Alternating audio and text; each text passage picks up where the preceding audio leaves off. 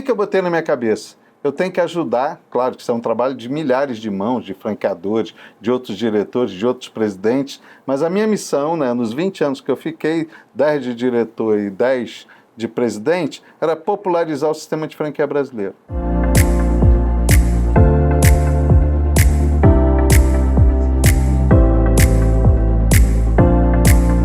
Ele é uma verdadeira enciclopédia do franchising. Atuou por 10 anos, em 5 mandatos na presidência da ABF Rio, a seccional do Rio de Janeiro da Associação Brasileira de Franchising, mas ele também é fundador do Grupo Astral e tem muita história antes de fundar esse grupo. Eu tenho o prazer de receber hoje, aqui no Identidades de Sucesso, Beto Filho. Beto, seja bem-vindo ao Identidades. Letícia, o prazer e a satisfação sempre é meu, tá? Estar com você nesse programa maravilhoso e vamos lá. Vamos contar histórias. Vamos contar histórias. E quantas histórias tem? Isso é só um pedacinho da história do Beto. Beto por Beto, como é que você define a sua trajetória, Beto? Olha, eu acho que eu sou igual a grande número dos brasileiros. Que as pessoas se viram, que as pessoas correm atrás, que as pessoas se inventam, se reinventam. E principalmente, uma coisa que eu sempre acreditei, o sonho do brasileiro de ter um negócio próprio, de querer fazer alguma coisa diferente. Sair do ecossistema que ele nasceu, né, e conquistar algo melhor na sua vida. Eu me vejo muito, e como eu trabalho com franquia, eu vejo essa história hoje nos outros, né? Porque eu vejo milhares de pessoas procurando franchise. Para quê? Para ganhar dinheiro, para aprender uma coisa nova, para empreender, para virar, para ser líder, né? Então, uma transformação que mais ou menos o franchise conta a história de muita gente e conta a minha também. E você fez parte do início do franchising aqui no Brasil. Mas antes disso, você tem uma história muito interessante de vida. Como é que o Beto começou a sua história profissional? O Beto Filho é de um lugar que todo mundo conhece, né? Que é o Complexo da Penha, o Complexo do Alemão. Eu nasci no Complexo do Alemão, né? E fui menino de rua, né? Ainda na época era tudo na terra, tinha vala na rua. Então fui um menino pobre, de uma família extremamente pobre. Tanto é que eu nasci numa casa de sala e quarto com 4 filhos, né? E minha mãe e meu pai, 6 pessoas numa casa, sala e quarto. Então eu tenho muito orgulho dessa história, por quê? Acho que era um menino muito sonhador naquela época, né? Que começou a vender pipa com 8 anos. Já é um empreendimento, né? Já era empreendedor sem saber. Primeiro aprendi a fazer pipa para soltar. Aí eu soltava porque eu era fanático, fominha. Mas também o pessoal gostava da minha pipa. Eu comecei a fazer para vender. E foi minha primeira atividade empreendedora, foi soltar pipa e vender pipa. E toda a minha fase inicial, né, desde do primário, no Colégio Conde Agrolongo, na Penha, depois no Gomes Freire de Andrade, depois no Ari Quintela, eu sempre estudei em escola pública. E lá para os 17 anos, para 18, eu tinha o sonho de ser jornalista. Eu falava isso para meu pai era uma pessoa que teve 4º ano primário. Ele era vendedor de eletrodoméstico de loja, ficava em pé ali o dia todo para vender uns ventiladores. Lá na Penha mesmo, que ele trabalhava, na loja Regal, lembro até hoje. E ele falava, menos, eu vi em preto e branco na televisão, o Berto Filho, né, que depois hoje é o William Bonner, antes era o Berto Filho, eu dizia, pai, você é igual a ele. Meu pai, menos, qual é a realidade dele, uma pessoa que nunca, né, teve uma perspectiva. Acho que meu pai nunca fez uma grande viagem. As poucas viagens que ele fez antes de falecer, fez quando eu já era adulto. Antes ele não tinha feito. Então o mundo dele era exclusivamente a Penha, né? Ali eu era o ambiente dele. E ele ficava com medo de me projetar para fora daquilo, porque todos os irmãos dele, a família, a realidade era aquela mesma. E aí eu vi um anúncio na televisão, no jornal, dizendo Manchete seleciona, Bloco Editores, né, que a revista Manchete, todo mundo sabe, foi um super grande sucesso da comunicação. A Bloco também foi uma empresa com mais de 12 mil funcionários. Né? Ela tinha Manchete, Fatos e Fotos, Amiga, Sétimo Céu, Pais e Filhos, Ele, Ela, Desfile, Tendência, era uma... Eu falei, né, que ele era uma enciclopédia, olha só. Né? E era um potencial de comunicação enorme, que encantava todo mundo. Na época, a Block, a Globo, né, era aquela coisa. Aí fui lá, peguei um paletó emprestado de um primo meu, para ir para a entrevista, e cheguei lá, era na Manchete, sim, era lá mesmo, era na área de editora. E era para vender coleção de livros de porta em porta. Ai, teve uma decepção nesse momento, Não, Beto? porque quem está na penha sem fazer nada, você pega o que aparece. E eu fui. E já era um pé ali dentro também. Não, Você eu pensou fui. isso na hora? Não, eu queria entrar, queria, né? Aí aparecia 400, 500 pessoas no anúncio, que acho que todo mundo via da mesma maneira. Manchete, vou lá. Aí chegando lá, o cara me entrevistou, me recusou primeiro. Disse que eu não tinha as condições mínimas para o cargo e me dispensou na entrevista. Quem tem 400 lá fora, entrevista em 2 minutos, né? Não. Porque era muito garoto, era muito menino. E ele viu que eu era uma pessoa despreparada. Foi minha primeira derrota, né? Até aí estava tudo bem. Aí um cara me deu não. E aquele não me incomodou muito. Aí passou um tempo, eu vi a revista, no jornal, de novo outro anúncio. Porque para você botar gente para vender livro, tem que botar anúncio toda hora, né? Porque o pessoal vai embora, não consegue vender, larga, tem que vir trocando, né? Um turnover danado aquilo lá. Aí eu disse, tá bom, vou de novo. E eu tô vendo o gerente chamar, e o Geraldo De Robert, que me entrevistou, de vez em quando eu vinha ele chamar alguém. Esse cara vai me chamar, vai lembrar de mim. Olha que besteira, ele não ia lembrar nunca. Ele falava com dezenas de pessoas por dia, ele não me identificaria nunca, apesar que a roupa era a mesma. Né? Aí foi outro toste. Aí eu tive uma reação inesperada e disse assim, você deve me achar muito novo, você deve me achar que eu não tenho condições, mas você vai fazer um grande negócio se você me contratar. Eu disse, gostei, menino, volta aqui amanhã, que amanhã a gente vai explicar o que a gente vai fazer. Até aí eu também não sabia o que era. Porque ali tinha uma tática, né, de selecionar as pessoas, no outro dia botar no auditório, botar café, comida, e subia um super comunicador hábil para dizer assim, gente, vocês vieram para a Manchete, né? Todo mundo vai vender livro de porta em porta, né? Que tinha naquela época a Barça Britânica, Delta La Russe, Mirador, Conhecer, né? E a Bloch estava lançando uma enciclopédia, um dicionário enciclopédico da Academia Brasileira de Letras junto com a Bloch. Então o troço era bonito, com capa dourada, aquela coisa toda. Era impressionante. O pessoal gostava de comprar livro e botar a biblioteca em casa porque impressionava. Advogado tinha que chegar no... né? Advogado hoje estiver cheio de livros, acho que ele não vende para ninguém, porque tudo hoje é digital, né? Não precisa mais ter aquelas enciclopédias, aqueles livros todos para mostrar que tinha mas naquela conhecimento. época era um bem cartão de visita, né? O preço dele estava condicionado ao tamanho da biblioteca, né? Aí, agora, esse foi o seu primeiro pitch de vendas, então. Aí eu fui. Aí o cara lá explicando, eu não entendia nada, tinha que pegar um broadside, né? Abrir, se aquilo ia abrir, ficava enorme na mesa da pessoa, e tu tinha que convencer uma pessoa a comprar uma coleção de uma dúzia de exemplares daquilo. Não era fácil. Comecei a vender, aí de repente um garoto que saiu da penha, que não conhecia nada, começou a ver que dava para venda. Meu pai era vendedor, né? Aí coisa assim simples, 4 meses depois eu já tinha um carro. Olha, tudo com venda. Quer dizer assim, se um compra, 10 compram, 20 compram, 30 compram, 50 compram. Aí eu tive um crescimento rápido na Bloch. Adolfo Bloch, como um excelente judeu, achava um patrão maravilhoso, minha referência até hoje em muitas coisas. Claro que ele tinha um monte de defeito, que o mercado falava muito dele e tal, mas eu pegava a parte boa dele. Ele não tinha sexo, idade, cor, não tinha nada. O teu resultado, tu sobe, não é que seja responsável, irresponsável, é por números.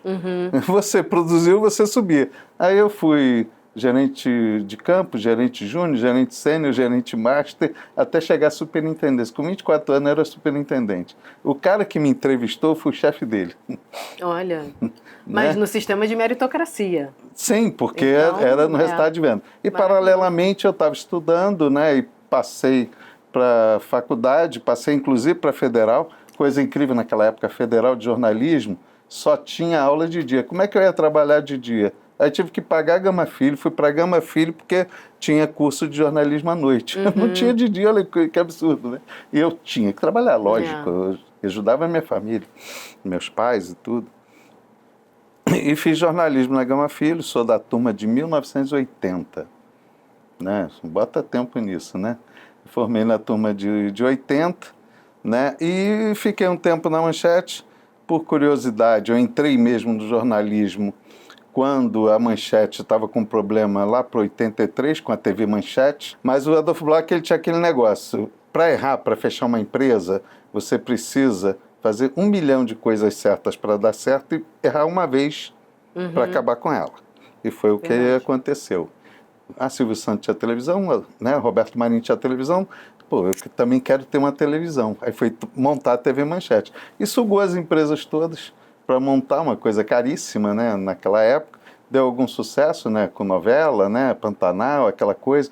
Eu vi a Xuxa começar lá, né? Conheci a Xuxa dessa época, que eu conheço ela a vida toda, conheci lá. Mas a Bloch, ela foi uma escola maravilhosa e muito ruim também, né? Porque tinha muita coisa boa e eu filtrei isso bastante, né? Quando é que o Beto deixou de ser vendedor para virar jornalista? Vendedor só até hoje, porque como franqueador e toco rede de franquia, eu vendo empresas, né? Então eu continuo vendedor até hoje, né? Vendo franquias, né? Vendo ninguém que aprende a ser vendedor deixa de ser vendedor. Sim. Né?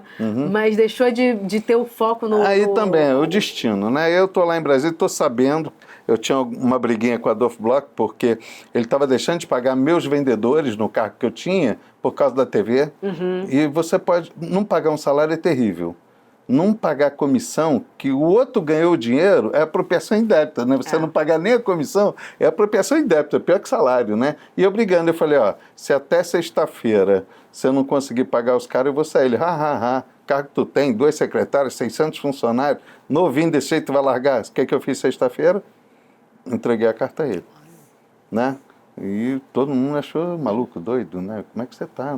Mas ninguém sabia dos problemas internos, né? Manchete, aquela coisa. Aí, no almoço lá na Manchete, eu comentando com o Murilo Badaró, que era um ministro da época, que eu ia sair, que estava saindo e tal. Ele disse, tem um amigo meu aí que é lá do Triângulo Mineiro, ele tem um monte de empresas, era 30 e poucas empresas, e ele tem um jornal lá que está acabando porque ele dá cacetada nos concorrentes, né, e politicamente no jornal, e o jornal está esvaziado, e ele quer reformular. Vai ali conversar com ele. Dessa conversa, fiz uma visita lá, de repente eu era o diretor do Diário Regional, do Triângulo Mineiro. Aí fui fazer suplemento feminino, agrícola, vender assinatura, tudo que tinha que fazer para o jornal, né, crescer, emancipar. A gente vendeu naquela época um absurdo de 10 mil assinaturas. Você imagina naquela época vender 10 mil assinaturas, né? Porque o jornal estava reformulado e tal. E ele não tinha colunista social. Eu olhei para o time que tinha dentro lá do jornal, ninguém tinha perfil para fofoqueiro. Eu disse assim, lá vou eu de novo. Eu sou colunista social, botei minha cara no jornal e todo dia fazendo aquilo. E normalmente quem lê, isso é a vida do cara. Não era, eu me dedicava poucas horas porque eu tinha que tocar o jornal, tinha que produzir, tinha que vender publicidade, aquela coisa toda. E fui colunista só há 10 anos. Só? Disso eu virei promoter, né? Comecei para ganhar dinheiro particularmente, fazer festas, shows. Mas fazia em paralelo? Eu combinava com ele, a festa é minha, o risco é meu, se não for ninguém eu perco. Mas a promoção do jornal, dava crédito ao jornal e da coluna social. Mas os eventos era a responsabilidade minha. Apesar que eu fiz dezenas, fiz Fábio Júnior, Tim Maia, fiz Xuxa, tá? E nunca tomei prejuízo em nenhum, né? Teve um tempo aí que você saiu do jornalismo, entendeu que tinha uma oportunidade de negócios. Aí veio o vendedor de pipa de novo. Caramba, eu posso estar aqui no jornal, eu estava na Manchete, posso estar no jornal. De qualquer forma, você pode ter o melhor cargo. O dono, se quebrar, ou se ele disser está despedido, você não tem nada, né? Eu queria empreender. Empreender em quê? Para colunista social, você pensa o quê? Monta uma boate, monta uma joalheria, monta um restaurante, que tem a ver com, né, com o cargo de colunista, de jornalista. Tem a ver no sentido de você estar, né, envolvido com a sociedade e tal. Aí, não. Na época Sarney, lá para trás, que dava inflação de 50%, 60% ao mês, você não tem nem ideia do que é isso por mês, você marcava, trocava preço 4, 5 vezes por dia. E o jornal vivia daquelas turbinas gigantes de papel, assim, só para simplificar, brincando. Imagina um rolo de papel higiênico quase do tamanho dessa sala, sabe como é que é? E vinha uma espécie de uma empilhadeira e cravava ele lá e aquilo ia desenrolando e rolando o jornal, né? Só que, como o papel é comprado em dólar e tinha essa inflação, o jornal tinha que comprar bastante. Se ele comprasse pouco, ele faliria em 2, 3 meses cada inflação. Aí, fazer aquele estoque, quando ia usar, estava comido de rato, barata, cupim, aí o resto da história tu imagina, né? Procurei uma empresa de controle de praga, não tinha. Mal eu lembrava aqui do Rio de Janeiro uma ou outra. Eu disse assim, gente, dengue, leptospirose, febre amarela, contaminação hospitalar, alimentar, tudo isso, pô, aqui não tem, vai ter. Mais uma vez, eu sabia tudo de saúde pública e saneamento básico. Fui encarar uma empresa e montei uma empresa que está aí com 40 anos, né? Que é uma rede no Brasil todo, tendo mais de 300 cidades, tem mais de 11 mil contratos empresariais no Brasil todo. Quase tudo que você usa na tua casa, de alimentação, no teu armário eu cuido, os grandes players, grandes marcas de sucesso no mercado. Só um pequeno exemplo, um Copacabana Palace eu trabalho há 34 anos. Todo o projeto de areia de um Copacabana Palace é feito pela minha empresa há 34 anos. Aí vai metrô, CSN, vai de todos, sempre contratos de alta complexidade. Eu não sou uma empresa de residência.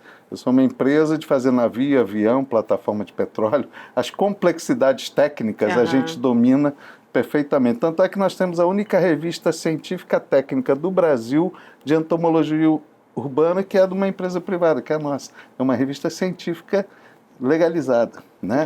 Então a gente partiu, também não entendia nada, né? Barata para mim era uma chinelada naquela época, né? Era o máximo que eu sabia. Hoje a gente sabe a importância que tem. Quem viu aí a questão da Covid, né? Sim. Todo o problema de vírus e bactérias, até né? No mundo todo se viu a importância de você, né, ter um bom controle de tudo isso, porque é tudo voltado para vírus e bactérias. E o franchise foi uma coisa curiosa, porque é uma atividade nova, que eu peguei mais no início, e o controle de pragas também, as duas, teve que ser modelada, porque tu imagina o que era controle de praga no Brasil há 30 anos atrás. E chegando à ABF, você também levou um segmento que não é comum na ABF. Eu acho que você é a única empresa de controle de saúde ambiental. Com 30 anos de franchise, eu tive 40 anos de empresa, 10 foi minha, eu montei 6 filiais pelo Brasil, tinha filial no Rio, olha que chique, Quando que né? te despertou que esse negócio poderia ser multiplicado através do franchise? Eu acho que entra o vendedor aí. Como eu comecei o negócio, né, eu vendia as ideias para as pessoas que aquilo era necessário e fechava os contratos. E comecei a fazer vamos dizer assim, um currículo maravilhoso com grandes empresas. Né? Você bota os grandes players internacionais, trabalhei por todo. Então a gente trabalha qualidade. Hoje nós somos uma empresa de controle de pragas urbanas, tem 3 certificações internacionais. Só para você ter ideia, no franchise brasileiro tem 3.400 empresas, maravilhosas todas, né? Fatura mais de 200 bilhões ano, são marcas consagradas, queridas e tal. Nenhuma empresa do setor de franchise tem 3 certificações internacionais, só Astral. Acabamos de ganhar semana passada agora o prêmio de Pequenas Empresas Grandes Negócios, né, como melhor empresa franqueadora, né, e sendo uma empresa de controle de praga. Acabamos de receber semana passada. Né? Parabéns. E na própria ABF, ela tem uma classificação que eu acho interessantíssima, de avaliação de qualidade das empresas, que chama o selo de excelência em franchise. Quando uma empresa ganha o selo de excelência, dá uma festa. A minha empresa tem 21 selos, mais de 21 só isso, anos. Né, Beto? Só tem uma pequena coleção de 21. Só tem, parece que, menos de 20 empresas do sistema de franquia todinho tem mais de 20 selos. Que legal. A Astral tem 21 selos de excelência em franchise. Mas pensando na parte estratégica, Beto empresário tem um negócio, montou um negócio que ele não era detentor do conhecimento, então já deu um primeiro passo. Depois de um tempo executando esse negócio, ele entende que ele pode multiplicar através do franchising. Quando é que caiu essa ficha para você? E de que forma as grandes isso aconteceu? decisões que a gente toma na minha vida. Eu já tive diversas vidas, né? Já deu para ver, né? Eu não tenho nada a ver. Ainda tem. Imagina eu hoje colunista social. Eu mesmo não consigo me ver colunista social. Então eu fiz o que deu para fazer, o que tinha que fazer, a porta que abria. Depois existia um planejamento. Chegou uma época, né, que eu tinha uma decisão para tomar. Como é que tu toca um jornal? Tu é colunista social, tem uma empresa tua que tu montou 6 filiais. Ou você decide alguma coisa em cima disso, ou você infarta. Aí eu disse assim, agora está na hora de dar o salto, de eu fazer aquilo que é meu. Aí eu dei tchau para o jornalismo. Aí eu dei tchau para o jornal. Todo mundo. Eu fui chamado de louco algumas vezes. Quando eu saí da Manchete, é maluco. Quando eu disse, agora eu vou tocar meu negócio, tô lá. Cara, tu tem 10 anos, popularidade, todo mundo te conhece e tal. Você praticamente faz assim, né? Corta e vai embora, inclusive. Aí eu planejei o seguinte, agora só estou no meu negócio, tem 6 filiais, mas está tendo negócio de franchise aí, que é um modelo multiplicador de alta velocidade, vou entrar nesse negócio para minha empresa explodir. E fui lá em São Paulo, onde era a sede da ABF, eu disse, eu vi a listagem de tudo que vocês pedem para ser sócio da ABF, procurei cumprir tudo e vim dar a entrada aqui, que eu quero ser sócio da ABF, porque eu vou ser franqueador. A resposta que eu tive, você está doido? Como é que vai franquear uma empresa de controle de pragas? Eu disse, vocês não têm uma exigência? Cumpri todas. Eles tomaram um susto. O susto é tão grande que até hoje só sou eu no controle de pragas que sou franqueador no Brasil. Né? Porque existe uma complexidade. Não, o cara vende um bombom ou vende uma roupa. Você compra, né, de uma bela marca, você tem um treinamento para ficar na tua loja vendendo ali no shopping, em algum lugar, você no stand aprende o nome dos produtos, dá preço e tal, e a tua relação é uma relação rápida com o consumidor, mesmo que ele seja frequente, você está vendendo um bombom, tu vai ver às vezes 1, 2 vezes por mês e tal, e é uma venda rápida. Imagina você estar dentro de uma empresa mundial que está em 200 países para você fazer o controle de pragas, se der uma zebra e sair na mídia. Então, eu sempre faço o seguinte, a gente não faz detetização. Imagina as empresas mundiais, tem lá um biscoito, apareceu uma barata. Vai para um jornal desse aí no horário nobre e vai hoje para a rede social. Se cair 3, 4% na bolsa por causa daquela notícia que tinha uma barata numa comida, quanto vale 3, 4% numa empresa mundial dessa? Não, bilhões. Às vezes bilhões. Então, eu não faço controle de praga, eu faço a proteção das grandes marcas das empresas brasileiras. Agora falou um Beto marqueteiro. É isso que eu faço, proteção de grandes marcas. É isso. Né? Voltando para a ABF, Vamos Beto, lá. como é que ficou você assumindo ali a ABF, presidência, você fez uma revolução na ABF. Aí vamos lá de novo. Eu disse assim, eu vou ser franqueador, o que tu sabe do sistema de franquia brasileiro? Claro que nada. Eu nasci sem saber nada. Eu sempre fiz primeiro, depois aprendi. Isso não serve, por exemplo, para ninguém, tá? E eu, para aprender como é que fazia a franquia, eu ia, depois que conseguiram me registrar, eu ia na sede da BF para ver as reuniões, para tudo, porque, conhecimento de graça, né? E tô lá, porque eu não podia pagar o consultor, né? Então ia. Um dia, a Eliane Bernardino, que foi a primeira rede franquia do Brasil da Mr. Pizza, em 1980, né, no inauguração do Barra Shop, foi a primeira franqueadora do Brasil, era presidente, disse assim, vem cá, você vem sempre aqui e tal, tu não quer, né, essa de comunicação. Aí me botou lá numa diretoria de comunicação. Eu entrei na diretoria por presença, porque quando eu sabia que tinha uma reunião, qualquer coisa, eu ia. E aí ele também rapidamente já me escalaram como presidente. Aí vem aquela velha questão minha, que é um problema. Caramba, tu é presidente, tu não vai fazer a mesma coisa, só passar aqui sem fazer nada, né? Então, acho assim... É uma missão que você assume. Eu tenho que fazer alguma coisa diferente. Talvez o trabalho que eu mais desenvolvi como jornalista, sabendo que o sistema de franquia brasileiro era novo e pouco conhecido, imagina 30 anos atrás, 20 anos atrás, quem falava de franchise? O pessoal não sabia nem falar franchise. Imagina entender. Então, o que eu botei na minha cabeça? Eu tenho que ajudar, claro que isso é um trabalho de milhares de mãos, de franqueadores, de outros diretores, de outros presidentes, mas a minha missão, né, nos 20 anos que eu fiquei, 10 de diretor e 10 de presidente, era popularizar o sistema de franquia brasileiro.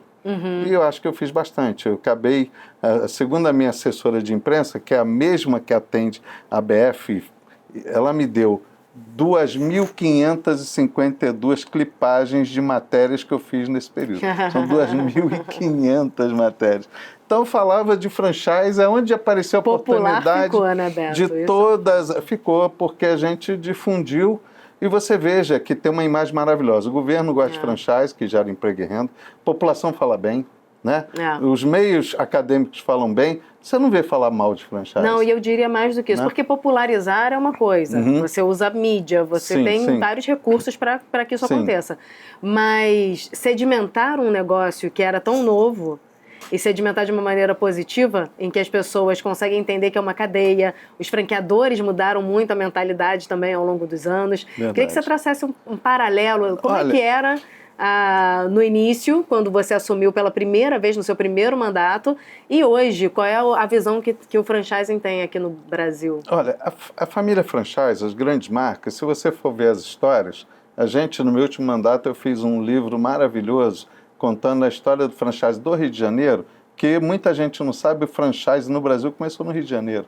Muita gente pensa, às vezes, que é em São Paulo e tal, e a gente contou a trajetória. E tem histórias magníficas, inspiradoras, que inclusive a gente distribuiu mais de 5.000 exemplares para todas as bibliotecas acadêmicas do país desse livro, que ele tem histórias inspiradoras que você vai ver que a maioria das empresas, que hoje tem 200, 300, 1.000, 1.500, 3.000 unidades franqueadas, estão no exterior, né, que o franchise brasileiro é um sucesso danado. Nós estamos em mais de 100 países, né, com franquias brasileiras. O pessoal nem tem ideia disso, né? A gente mostra a cara do Brasil em negócios de sucesso pelo mundo todo, né?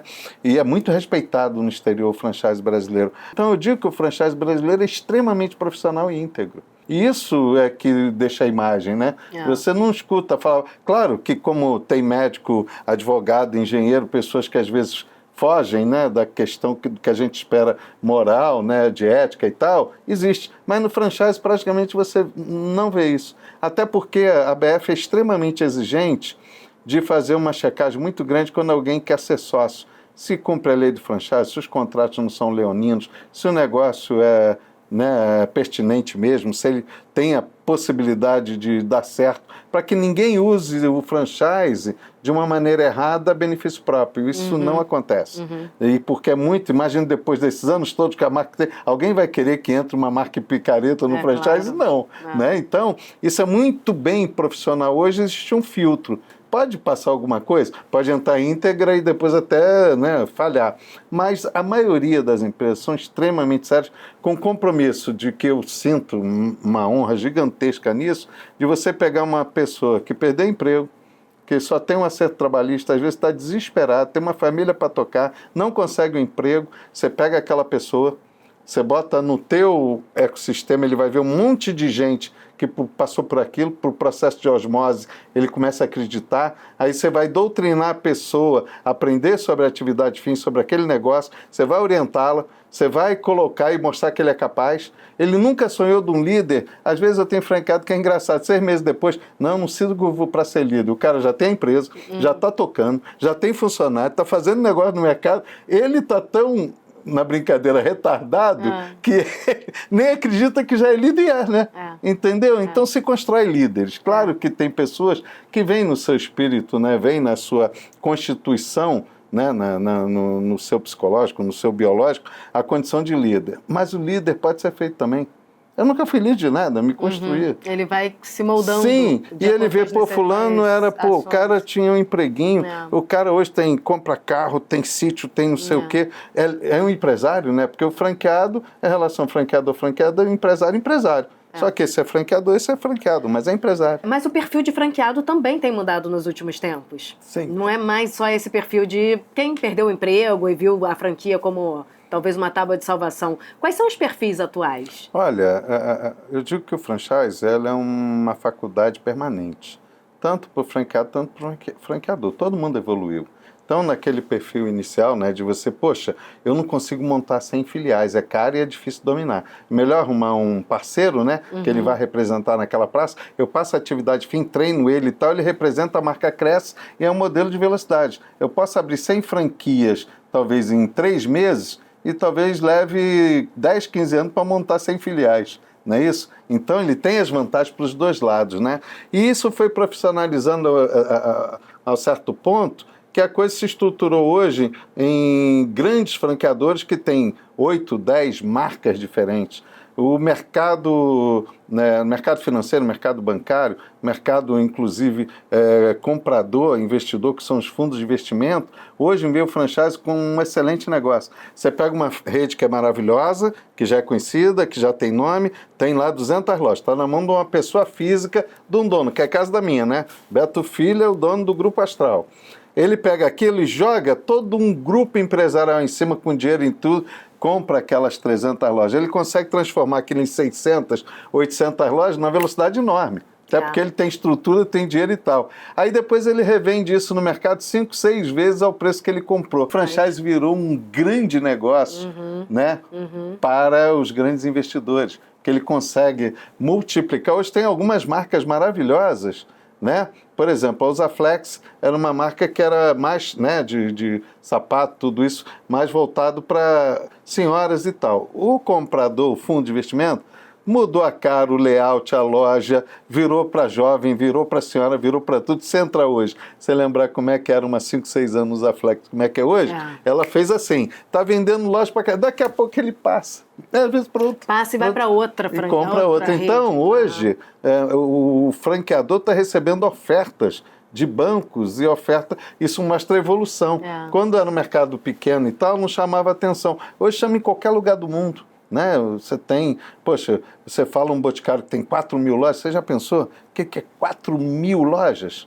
Não é? Então, assim, tem E muitos franqueados que têm muitas lojas. Sim, eu tenho uma amiga no Maranhão, até quando eu soube dela, ela tinha perto de 50 lojas do Boticário, que era dela, só que veio do pai dela, né? Ela trabalhou com o pai já faleceu e tal, e ela toca 50 lojas, ela tem uma rede de franquia dentro da franquia, né? Gigante. É basicamente isso. Sim, né? Então o franchise foi se estruturando aqui no mundo, né? É um sucesso mundial, nós somos o 5º maior franchise do mundo, e que ele se estruturou de uma maneira própria.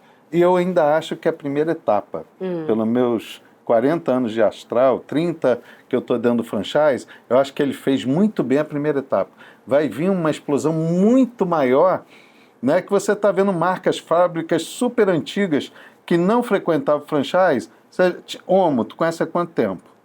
Desde que eu... Aí vem as lojas da Omo agora, a novidade. Sim, Balduco, quanto tempo você conhece? Tem as lojas da Balduco. Então você vê até as fábricas... viram que o melhor modelo de distribuir seu produto, sendo dela mesmo, é o franchise. Não é muito aceito se você tiver um negócio de menos de 2 anos de sucesso e você chegar lá, tu abrir um bar na esquina, dá o maior sucesso. Cara, isso é ótimo, vamos fazer franquia? Pode ser só uma moda, né? E aquilo não vingar. Muita coisa já não deu certo. Cadê as paleterias? Sim. O brasileiro não é de paleteria, sumiu tudo. Cadê as iogurterias? Não é? Então tem certas coisas que são de moda. Tem que ser um negócio sólido, não é só o sucesso. Apesar de quem ficou ali na paleteria, entrou no início, ganhou muito dinheiro, não tem mais, mas ganhou. Quem entrou no fim é que não deu certo. Mas os perenes, né, na área de fast food, de moda, fast food hoje é 38% de todo franchise brasileiro. Então, a área de alimentação é um sucesso, né? Para você distribuir, né, a tua marca, teus alimentos. A área de beleza, moda e tudo, você vê centros, né, de depilação, de beleza, né, de uma série de tipos de clínica, de odontologia. Hoje está no seguro, está na imobiliário, franchise está em todos os setores da economia. É verdade. Né? Como você bem disse, o franqueador e o franqueado são 2 peças que precisam ser estudadas. Sim. Mas depois de tantos anos, enfim, convivendo e à frente, muitas vezes, da ABF, quais são as características que um bom franqueador precisa ter e que um bom franqueado precisa ter também para ter sucesso nesse segmento? Excelente pergunta. Às vezes ele montou um negócio que é o maior sucesso. Aí o negócio, a gente que entende franchise vai lá, analisa, isso é franqueável. Agora vamos fazer a segunda análise. Vamos ver se o dono também é franqueável, às vezes não é. Porque tu vai ter que ouvir a opinião de todo mundo, crítica de todo mundo. Mas os meus franqueados são maravilhosos no Brasil todo e tal. Eles dão ideia toda hora e tal, e você tem que ter o argumento e colocar, porque aquilo não dá, porque isso vai ser muito bom. Às vezes tu já passou aquilo há 10 anos atrás e já sabe. Então tem que ser uma relação muito boa, muito aberta. Se a pessoa for daquela que não pode mexer no meu negócio, ninguém pode dar opinião, ele não é muito franqueável. Essas relações humanas misturadas a relações de negócio, o franqueador tem que ser franqueável também. Maravilhoso. Né? E o próprio franqueado também. Se você não vai cumprir a determinação do franqueador que criou o negócio, que desenvolveu, ele comanda aquilo. Amanhã eu vou trocar esse hambúrguer, vou botar de outro sabor. Não, quero ficar esse, outro eu não quero. Não existe isso. Ele está predisposto até no contrato a seguir as orientações daquilo que ele pagou para seguir. eu quero pagar uma empresa para ela me dar um negócio de sucesso. Aí você tem que acompanhar as orientações. Assim não existe padrão, e franquia é padrão. Não é verdade? Padrão de tudo, do alimento, do funcionário, do treinamento, do uniforme. Não, não quero vermelho a minha loja. Vou botar azul porque eu não gosto de vermelho. Pô, não pode. Não entra em franquia. Monta teu próprio negócio, porque você também é um franqueado que não é franqueável. Verdade. Então, na seleção, você tem que ver essa característica, ver um executivo de mercado que mandava a beça no mercado. Às vezes, ele entrar numa franquia para ele obedecer ordens, fica meio complicado para ele, mas é a regra do jogo. Né? Assim você não tenha o padrão que o franchise promete, né? Sim. E que é o modelo de sucesso. Sim, é um modelo multiplicador de alta velocidade, que ele é único, então ele tem que ser repetido. Exato. Ele não pode sair sendo transformado. É verdade. Né? Uma fábrica lá de sorvete vende um sorvete lá no sul de um jeito e a marca dele mesmo lá no Nordeste tem outro sorvete. Isso não existe no franchise. É verdade. Tá? Agora, quando fala em Beto, quais são as características que o Beto Filho entende que ele tem que foram fundamentais nessa trajetória?